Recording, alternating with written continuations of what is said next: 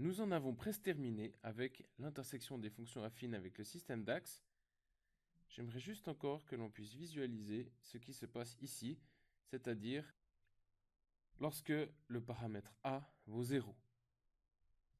Alors, nous avons vu d'une part que lorsque A vaut 0, si B est différent de 0, il n'y a aucune intersection avec l'axe des x. Essayons de visualiser ceci dans GeoGebra.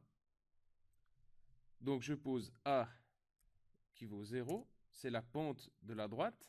B n'est pas nul. Vous voyez, si je mets B égale 2, B égale ce que vous voulez, 1, eh bien, qu'est-ce qui se passe? La fonction est plate et elle n'a donc qu'un point d'intersection avec les axes, c'est l'axe des y. Elle ne va jamais couper l'axe des x. C'est pour ça que l'on avait S, l'ensemble des solutions de notre équation, qui vaut l'ensemble vide. En revanche, nous avions vu que si A est nul et B est nul, eh bien l'ensemble des solutions, c'est tous les nombres réels. Et ceci veut dire, si l'on interprète ceci d'un point de vue graphique, que lorsque je mets A égale 0 et B égale 0, eh bien, en fait, la courbe, elle est ici confondue avec l'axe des x. Et donc, les points d'intersection avec l'axe des x, eh bien, c'est tous les points de l'axe des x.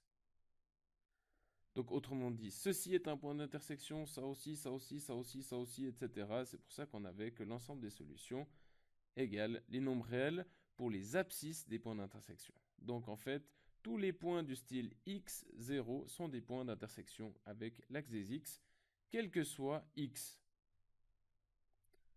dans les nombres réels. Voilà, vous savez tout sur les intersections avec le système d'axes.